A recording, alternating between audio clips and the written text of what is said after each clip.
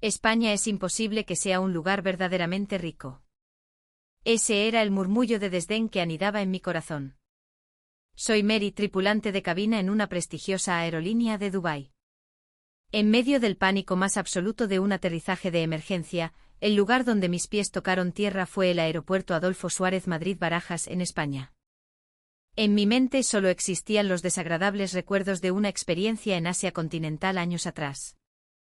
La suciedad, la indiferencia y un servicio grosero me habían convencionado de que España, en el fondo, no sería muy diferente. Imaginaba un país desordenado, perezoso, ruidoso y sobre todo, inseguro. Un lugar donde la gente solo pensaba en la fiesta y en cómo vaciarte los bolsillos. Sin embargo, la increíble y profesional reacción del personal de emergencias en el aeropuerto, una copa de Rioja ofrecida con genuina calidez en un hotel majestuoso, la visión de la gente esperando el metro entre charlas y risas, la seguridad de una mujer paseando sola por la Gran Vía a las 2 de la madrugada, y finalmente la cartera perdida de mi amiga, devuelta por un joven que se negó a aceptar una recompensa. Todo ello, una y otra vez, fue demoliendo los muros de mis prejuicios hasta convertirlos en lágrimas de pura emoción. ¿Qué es la verdadera riqueza? Esta fue la respuesta que yo, nacida y criada en el opulento espejismo de Dubái, aprendí por primera vez en España. La historia de hoy puede que sacuda, de forma silenciosa pero firme, vuestros propios conceptos. Os invito a quedaros hasta el final. España es imposible que sea un lugar verdaderamente rico. Esta frase ya se había solidificado en mi mente mucho antes de pisar el aeropuerto de Madrid. Mi nombre es Mary. Soy tripulante de cabina en vuelos internacionales con base en Dubái. Amo el cielo y me apasiona cuidar de mis pasajeros más que a nadie. Pero, si soy sincera, nunca había albergado ninguna expectativa especial sobre España. Al contrario, para mí, era solo otro país del sur de Europa con una economía maltrecha y una reputación dudosa, no muy distinto de las ideas preconcebidas que tenía sobre otras partes del mundo. Uno de los motivos de este prejuicio se remonta a mis experiencias previas. En mis escalas había visto aeropuertos caóticos, servicios que dejaban mucho que desear y una actitud general que a menudo me resultaba indiferente. Recuerdo una vez, en un gran aeropuerto de otro continente, lo primero que me recibió fue un suelo lleno de basura y unos baños en un estado lamentable.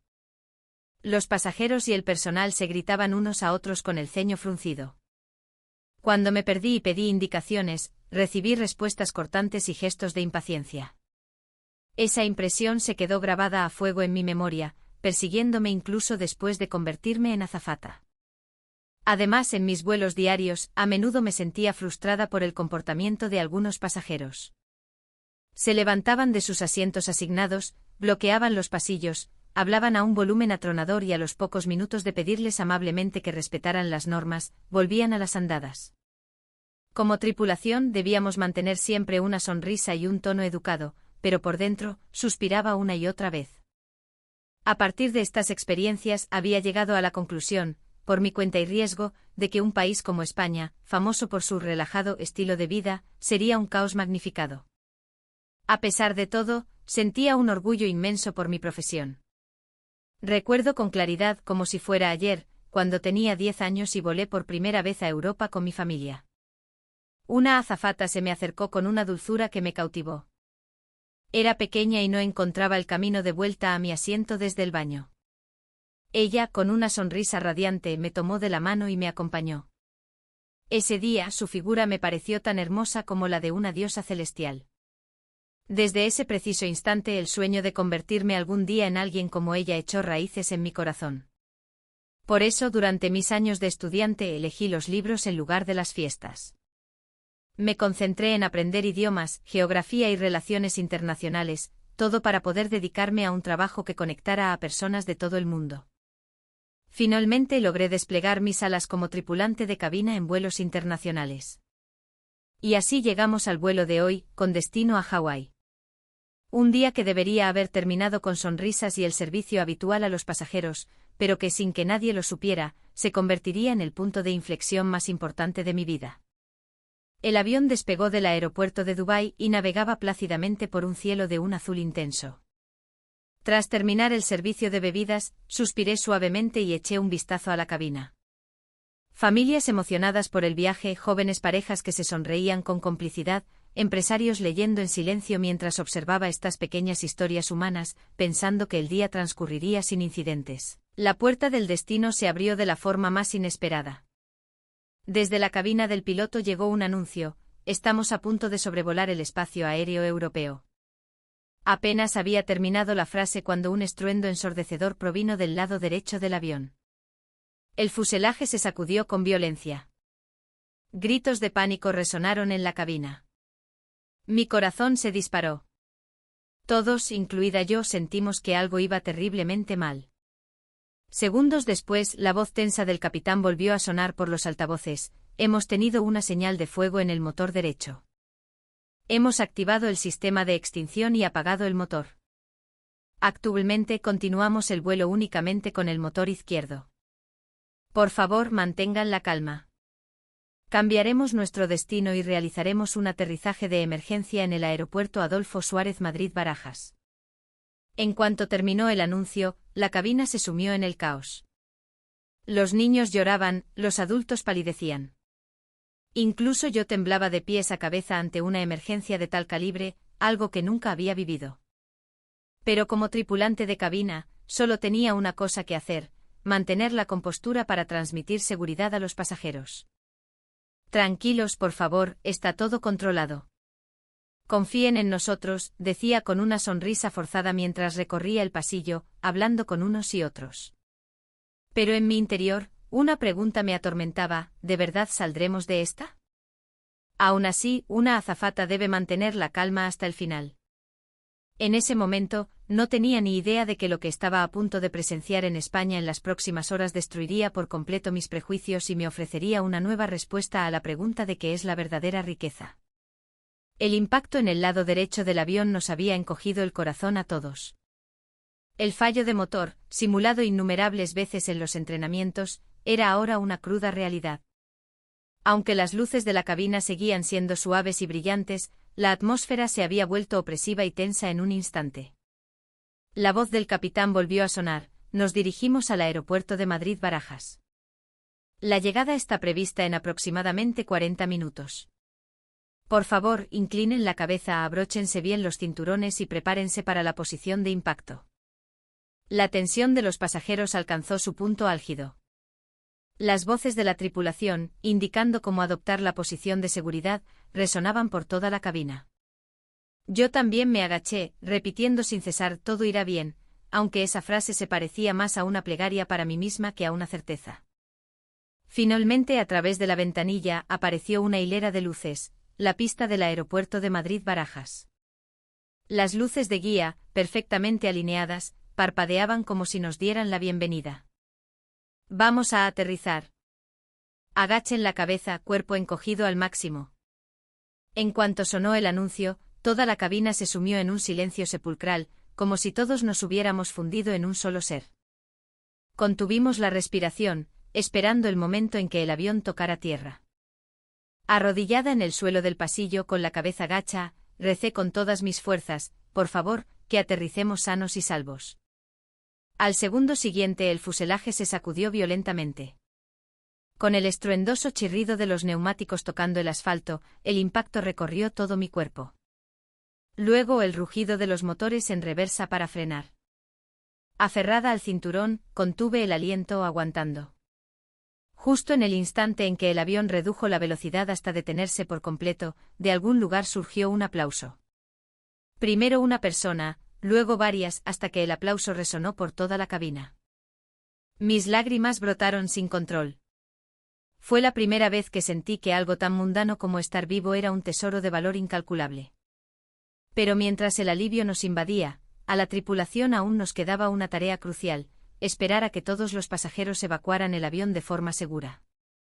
La emergencia no había terminado.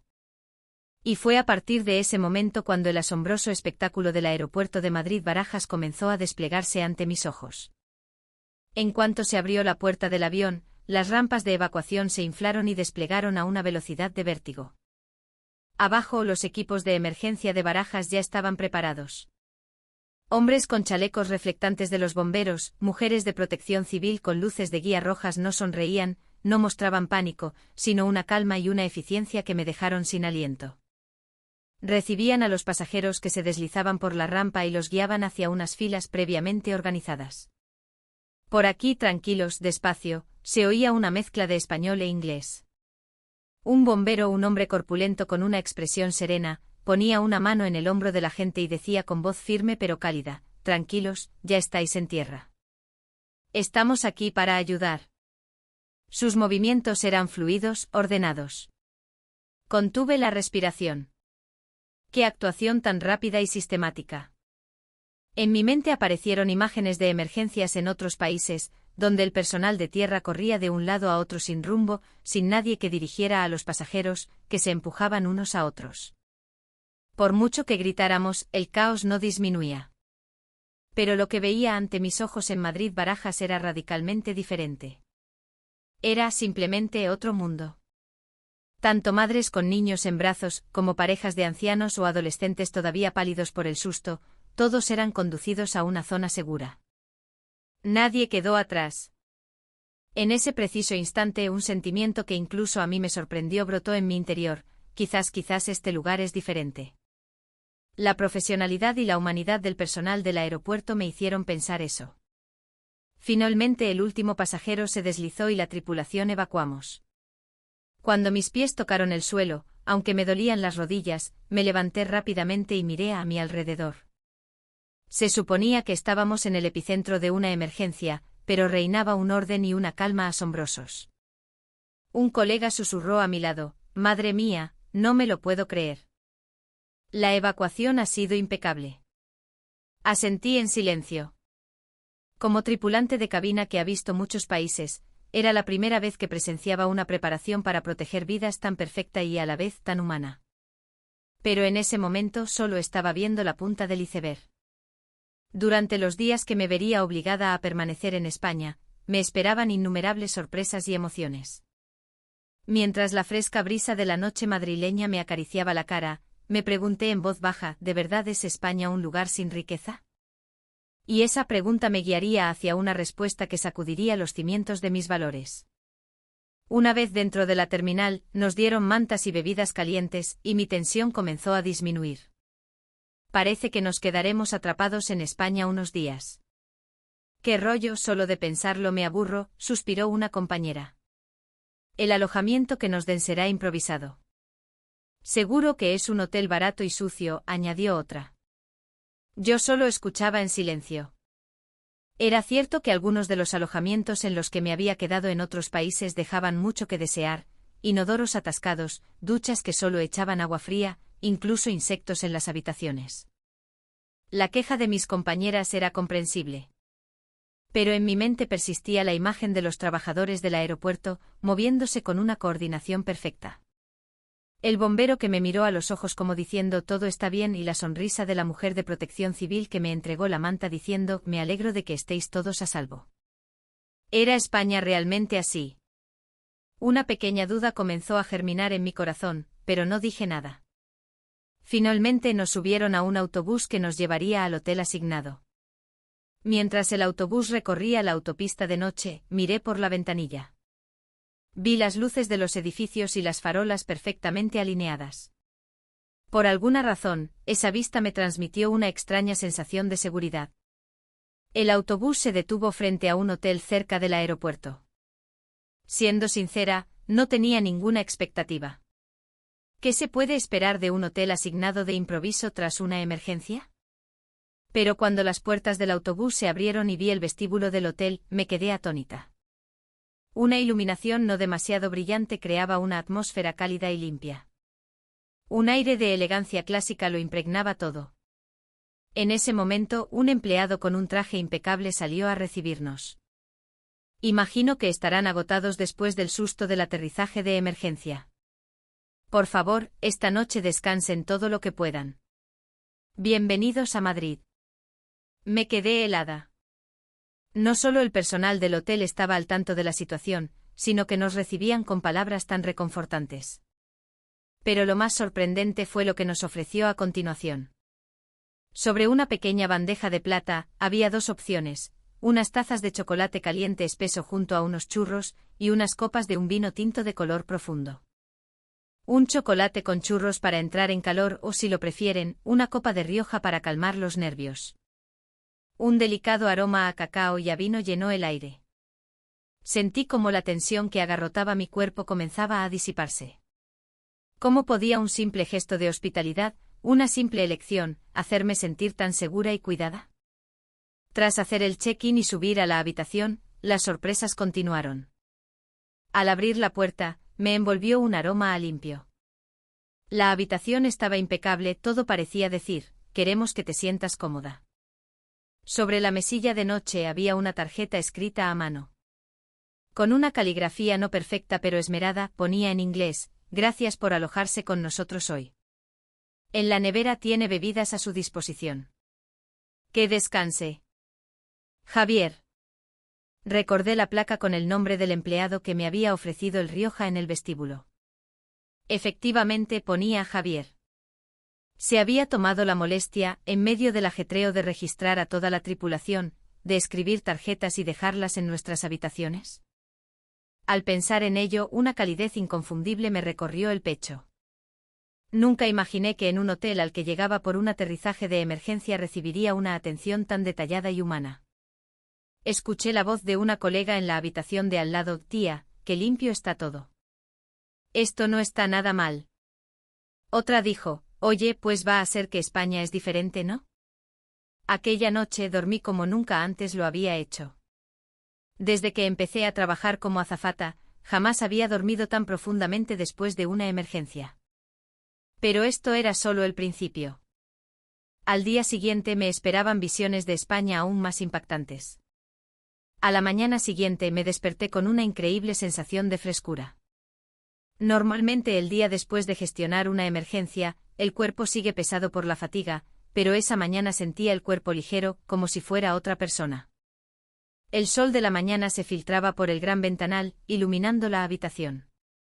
Miré hacia afuera y vi un paisaje urbano ordenado. Me di una ducha, usando las toallas del hotel. Su suavidad y su olor a limpio relajaron mi mente. Cuando bajé al vestíbulo, mi colega Elena ya me estaba esperando. Me saludó con una expresión radiante de oye. He dormido como un bebé. Qué pasada, parecía que estaba en otro mundo. Te entiendo, yo también, le contesté. Nos reímos cómplices. En ese momento Javier, el recepcionista de la noche anterior, se acercó a saludarnos. Buenos días. ¿Han descansado bien? Muy bien, gracias, respondí con naturalidad. Él sonrió satisfecho y añadió con un tono amable: hoy hace un día estupendo. Será un placer pasear por la ciudad. La experiencia en el hotel había hecho añicos mi idea de que todos los países del sur de Europa son iguales. También aprendí cuánto pueden cambiar el ánimo de una persona la limpieza, la calidez y el silencio. Pero esto solo era el comienzo. Elena y yo decidimos ir al centro. Elena dijo que quería ver la Gran Vía y la Plaza Mayor. La empleada de recepción sonrió y asintió, sacando un mapa. Es muy fácil y seguro. Desde aquí pueden tomar el tren de cercanías hasta Nuevos Ministerios o Atocha, y luego el metro. Es muy cómodo.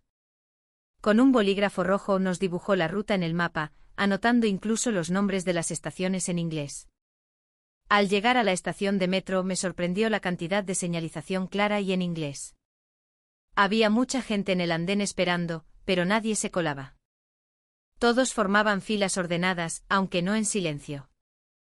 Hablaban entre ellos, se reían, había vida en esa espera. Cuando llegó el tren, las personas que estaban al principio de la fila se apartaron a ambos lados, dejando salir a la gente de dentro primero.